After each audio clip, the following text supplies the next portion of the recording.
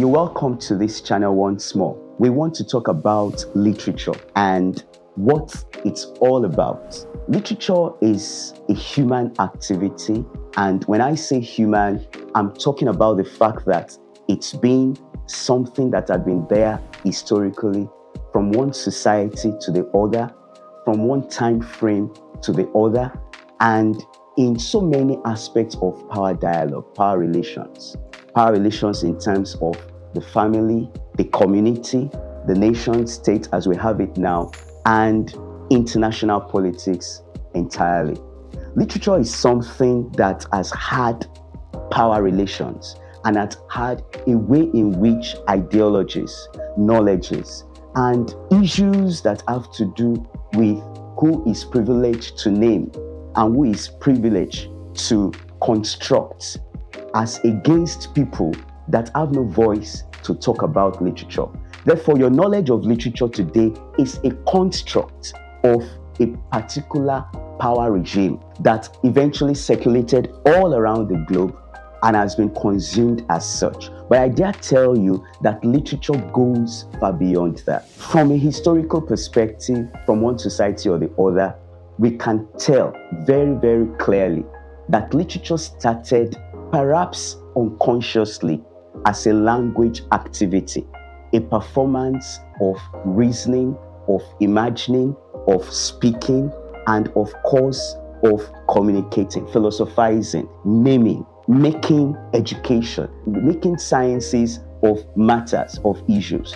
So we can't say that from its very literal beginning, literature came out as an oral performance. Literature started as a form of performative orality from one society to the other. Most times today when we go around talking about literature or what we call literary theories, and we talk about this theory in relation to that and how they could be very confusing and how certain things are almost always unreadable. These things have their historical precedents, and I'm going to talk about this now. When we talk about anything that is culturally constructed, we are talking not about anything natural to that culture. We are talking about influences, agencies, dynamics, discourses that are often allocated to hegemonic matters, hegemonic platforms, hegemonic people, canonized ideas of knowledge that make these things work. So literature is not anything away from that. Of course, definitely, when we talk about literature, if I ask you what is literature, you're likely to point to a particular published book that is designated prose fiction or drama or poetry. That has nothing to do with, saying that isn't literature. Yeah, it's literature, but that literature we are talking about that has circulated for centuries now and that have become part of what we call world literature today and what people want to see when they discuss literature on the internet or at book readings and all that, was a construct of a particular historical period with agencies of power relations. I'll come to that. In the beginning, literature had always been oral. If we go to the pre-Platonic periods of the Greek that is often associated to the beginnings of Western literature, we find out that there was a relationship between religion and how literature was produced. When literature started out as being named or as being recognized as literature in pre-Platonic Greek times, it was an activity associated with a particular power of inspiration, a goddess of inspiration called the Muse. In fact, every form of cultural activity had an association, had its own god.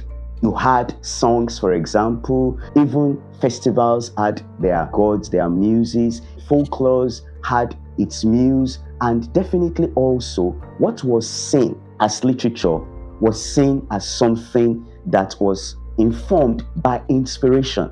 And that inspiration was allocated to a power beyond ordinary mind production.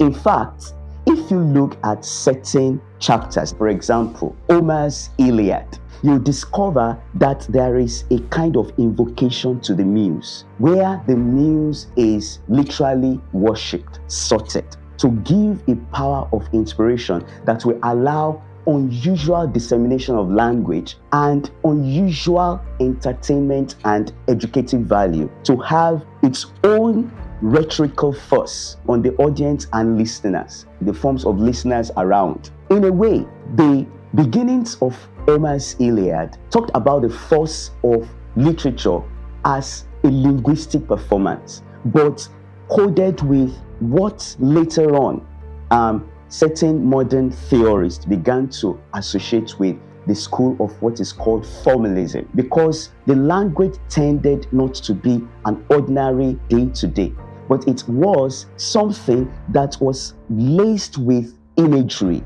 metaphors, the power of rhetoric, and a kind of musicality that came with it. But even before Homer, there was a particular poet called Orpheus in Greece.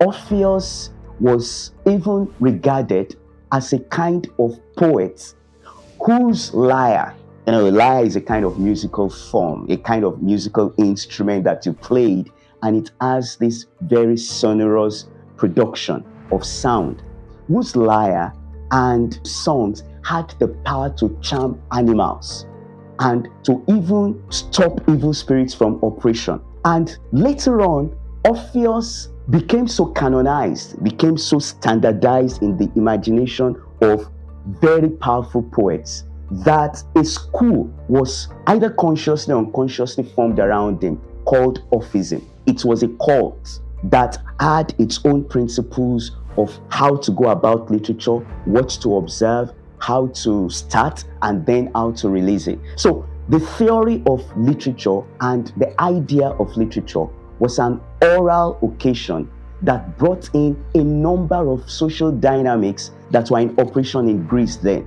Dynamics of religion, of spirituality, of entertainment, of music. By the way, music was very fundamental to oral literature right from the beginning.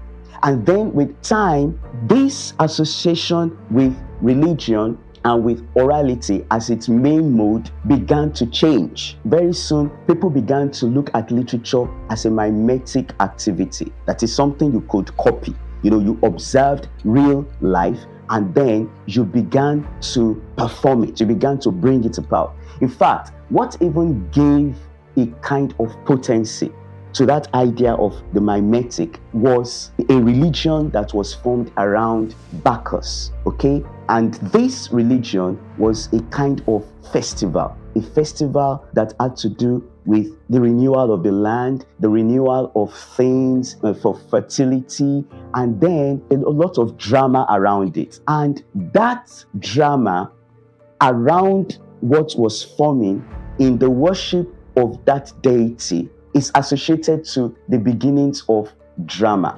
But of course, we can say that that drama had to do with Western drama, as they would put it.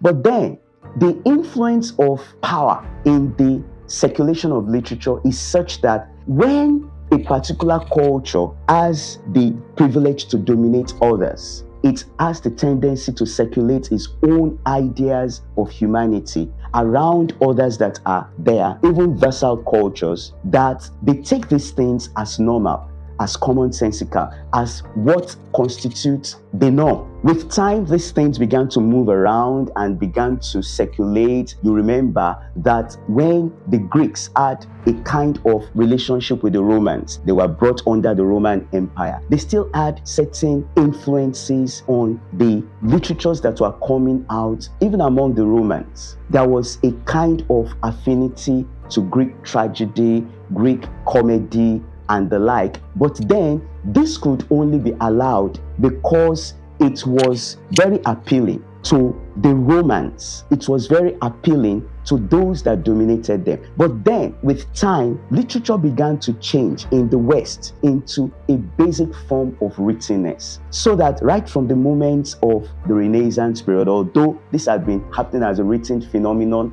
much earlier, it began to assume a kind of compact body, a kind of compact feature that it could only be associated with. So that writtenness during the time of Renaissance and further on became a kind of hallmark of the newness of the mind that was associated with intellectuality and a massive power of human production.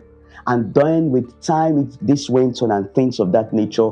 And then the time of the global power moments of European migration, the power of Europe migrating into other worlds, that became the genesis of Western imperialism to other lands, which eventually crystallized into the high imperial order of colonialism of so many places, like in Asia, in the Middle East, in Africa, in Latin America, and so on, became an associate of literature, became an associate of how the power of literature fused along with imperialism, with imperial mobility. So that in the lands conquered, the only things that could dominate the minds of the people there was the fact that, number one, they were under a militant power from a foreign body that was beyond them. But then,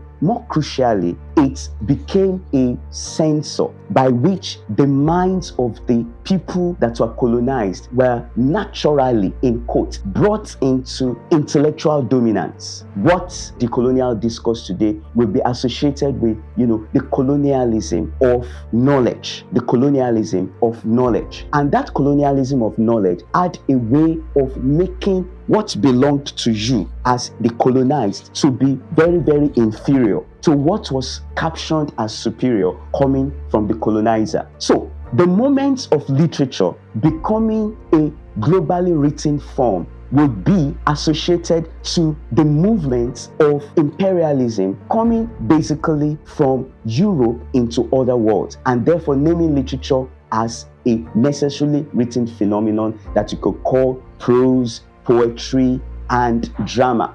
But then, let's go back a little bit into pre-modern times. In the Arab world, literature had always been known as not only an oral form, basically associated with, Islam and, worship and the like, but then in the archives of written literature, dated back as far as the 10th century, there was the collection of a book called Fikrist. That Fikrist was published in the year 987. A particular Western anthropologist called Franz Rosenborg, when he was looking at the archives of Fikrist, recognized a particular section where literature was really captioned, and he noted that there was a taxonomy of how literature was understood by the Arabs. That is, the Arabs that were under the influence of Islam then. What chanced to be literature was a kind of scaling, and the scale privileged the Quran and Quranic poems, Quranic prayers as number one. Number two, you had scales of things that were seen as literature, which included, science, poetry, of course, related to Islamic cultural production. But then, within that scale, a particular genre of writing called the Arabian Nights, was put within the fifth position. Do you know why? Because the Arabian Nights was not seen as alignable with the tenets of Islam and with the worship of Allah, as it were then. It was seen basically because the Arabian Nights, to a very great extent, has to do with mythologies, ideas that had to do with magic, that had to do with sex, but then very, very moralist, very, very entertaining, very, very significant within the evolution of Arab literature then. But then it was sidelined because it was assumed as a very vulgar production. Of course, you had a number of things there that would be seen as indecent, like sex, even homosexuality, you can find there, magic, and to worsen the case for the Arabian Nights, most stories within the Arabian Nights were started with the formulaic Islamic prayer, Bismillah, and that was seen as an abomination. So that the Arabian Nights was sidelined from anything called literature. Of course, definitely later, the Arabian Nights moved from being an oral kind of production into a written form, just like what we have of so many archives of literature today from one land to the other. But then, what we are trying to put across here is this, that one way or the other, literature can be defined by the privileged critics, privileged scholars that have their own particular ways of looking at that phenomenon and then bringing it to a broad form of acceptance to an audience that rarely ever has the opportunity to impute its own ideas there. Do you know that in the Arab world, until very recent times, the Arabian Nights and some other literatures like that weren't associated with the religion of Islam were seen as abominable. But then with time, these things began to change because there was a need to begin to see literature not just as necessarily as something that was associated with a belief system, but with particular indices that have to do with an exceptional projection of language, a powerful entertainment value, a force to affect people's minds, and definitely also to be able to push cultural productivity forward. In fact, it should also have the understanding of transculturation and a form of transmitting new knowledges. So in Africa as well, you discover that literature started as an oral performance in many cultures. You know, when you talk about people doing things, eulogizing their families, praise poetry, people talking about legends and myths in Africa, and also in a curious way associated with myths of human production, social productivity and continuity and things like that. You are coming into the domain of how literature had a very penetrating relationship with its producing society. But then, having talked about this, we need to now begin to see literature from our modern perspective and how today it is, to a very great extent, something so dynamic that we can begin to say that we have probably also gone beyond just merely looking at literature as prose, poetry, drama that must be written and that must have just a singular author. Today, because of the influence of cultural studies today as a knowledge production of how to look at culture from marginal perspectives, from perspectives that would normally not constitute the class of those that affect knowledge. You discover that cultural studies is something that comes from marginal views, leftist scholarship, and also interventions that question norms, that question givens, that want to expand the dynamics of things we call subjectivity today, agency, wants to expand the range of how humanity can operate. You find out that today, literature is now being imploded in studies that have to do with literary theory and criticism. And this is where LSW, this channel, is really coming in. You discover that today, when theorists or critics are looking at cultural forms, cultural wares, and they are bringing in knowledges of literary theory or criticism, you are surprised that they're probably looking at productions like hip-hop, reggae, slam poetry, dub, and a number of phenomena that wouldn't have ever crossed the minds of those that associated poetry with written forms that we have talked about. The reason is because at the moment, there is a kind of, we may call it a kind of rupture of how we keep looking at things just from a single perspective to what we can call diverse perspectives. Well, within scholarship, we can say this tendency began to excel from the moment that post-structuralism as a theory and postmodernism and deconstructive forms were intervening in social and cultural economies. We'll come to all this later. The reason is because today, the world system of mobilities, the world system of knowledge, interactions, intersections, and, things that have to do with identities are becoming revised away from what we have been used to as boundaries of knowledge. Well, to a very great extent, like I said, produced through the modernism of the imperial circulation of Western Europe into the whole world. Even within the West, I must say, scholarship is continually changing the structures of how we used to look at things as necessarily bounded, so that today, courtesy of theory, which we call literary theory, there are ways in which we are not just looking at certain closed forms of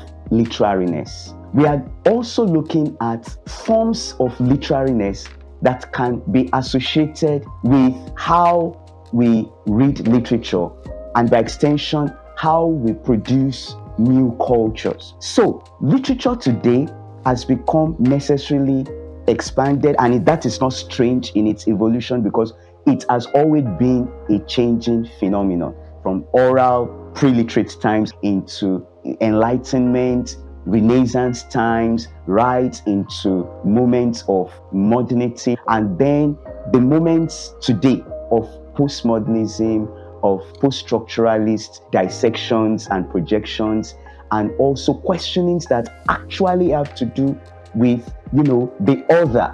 The other is a label used for unprivileged, sidelined identities. Like, for example, if you are looking at colonial discourse, the other in colonial discourse will be the colonized people, or colonized cultures, or colonized identities. If you are looking at gender, the other will be, the female body constituting women, girls, and female identities. If you are talking about even within seemingly guided discourses like masculinity, in those days we'll just be talking about maleness as a patriarchal form of system. But now, scholarship has broken that into bits again to talk about the fact that, look, all males can't constitute the bracket of what you accuse men for being patriarchal. No, we also have subordinate men, marginalized men, men that are not privileged within